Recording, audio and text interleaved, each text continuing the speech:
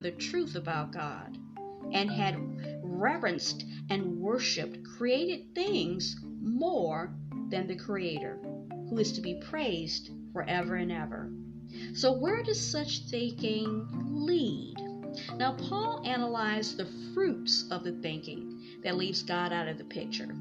That, I say, is why God abandoned them to degrading passions. Even the women among them perverted the natural use of their bodies to be unnatural, while the men, disregarding that for which women were intended by nature, were consumed with passion for one another. Men indulged in vile practices with other men and incurred in their own persons the inevitable penalty for their perverseness. Now, Paul gets to the crux of the matter when he says this. People don't want God to stop them from gratifying their own selfish lusts.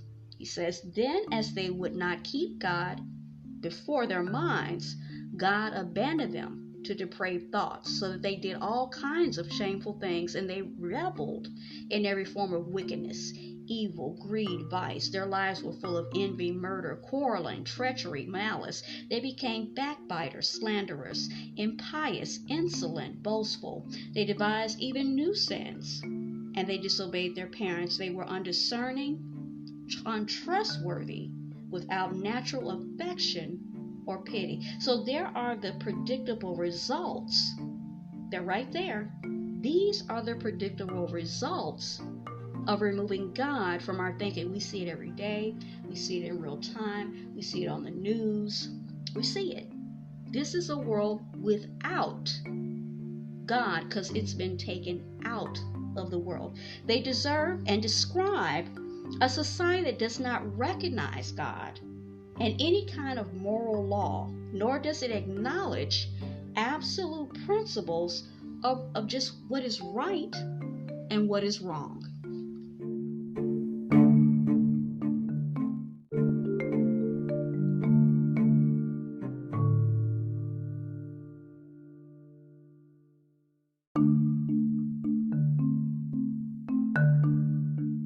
So now we're going to look at one of the most acclaimed philosophers of the modern world, Friedrich Nietzsche, who wrote in the latter half of the 19th century. He was actually influential, very influential in the attack on God as the source of moral standards. His ideals had a radical impact on some of the most influential men, if you will, of the 20th century. Actually, and very specifically, Adolf Hitler. Now, Nietzsche sought to replace the religion of Christianity with its belief and reliance, if you will, on God, with a new world built on a godless foundation. He sought to redefine human life yet again without God. He claimed that Christian ideals weakened men and women and prevented them from rising to the true greatness that lay within them. Now, to him, Christianity concepts of morality, repentance, and humility were self-debasing ideals that had to be discarded before humanity could actually break free, soar to greater heights, if you will, and scale the mountains of individual accomplishment. Now, to me, it sounds like the adversary, does it not?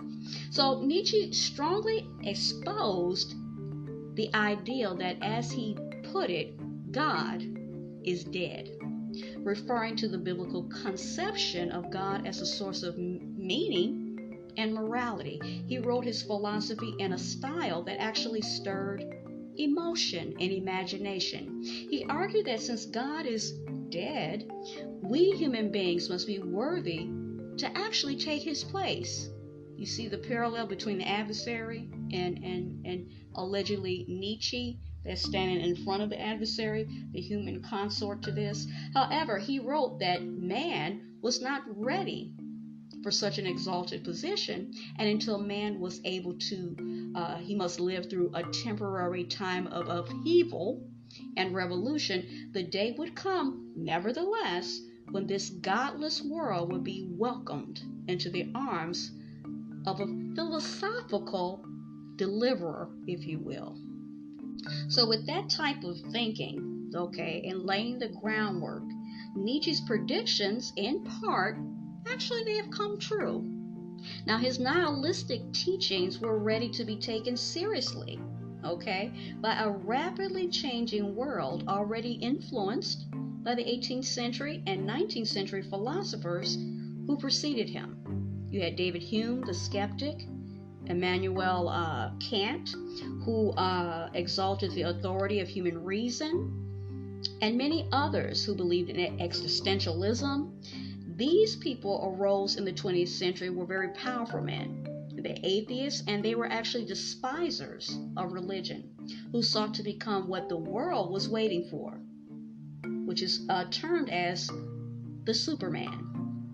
Now, men like Hitler, Stalin, and so forth and so forth were products of this particular, what they called experimental philosophy.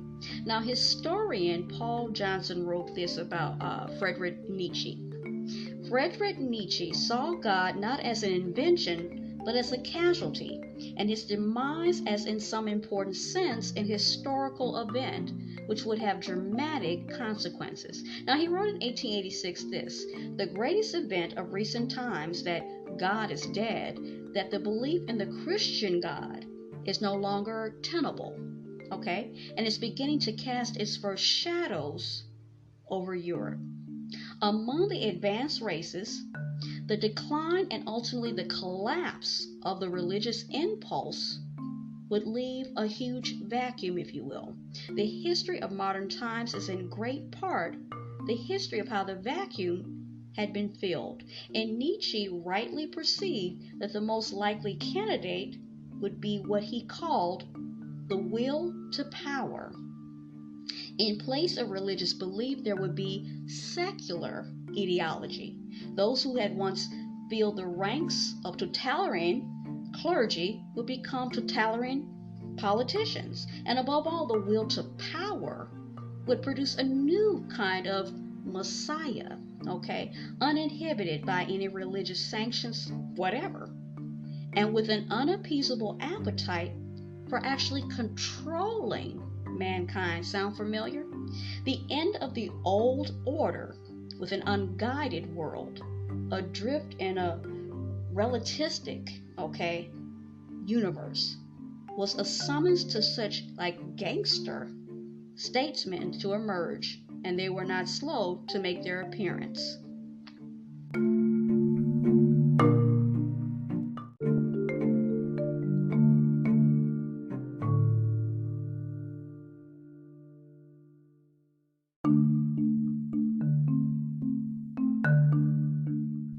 So, looking back on the 20th century, Johnson observed this: "We have lived through a terrible century of war and destruction precisely because powerful men did usurp God's prerogatives. I call the 20th century the century of physics, inaugurated by Einstein's special and general theories.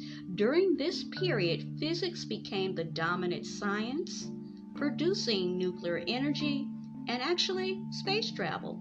Now, the century also brought forth social engineering, the practice of shoving large numbers of human beings around as they were earth or concrete. Now, social engineering was a key feature actually in the Nazi and communist totalitarian regimes, where it combined with moral relativism, the belief that right and wrong can be changed for the convenience of human societies, and the denial, because that's ultimately what it is the denial of God's rights. To Hitler, the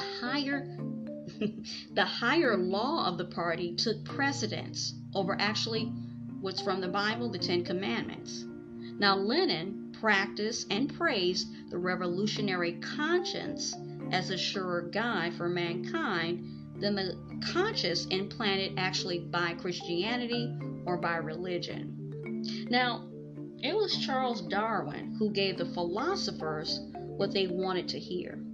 And before Darwin, the ideals were abstract, perhaps reactions to earlier abusive and corrupt institutions and governments. Now, Darwin gave life to nihilistic an existentialist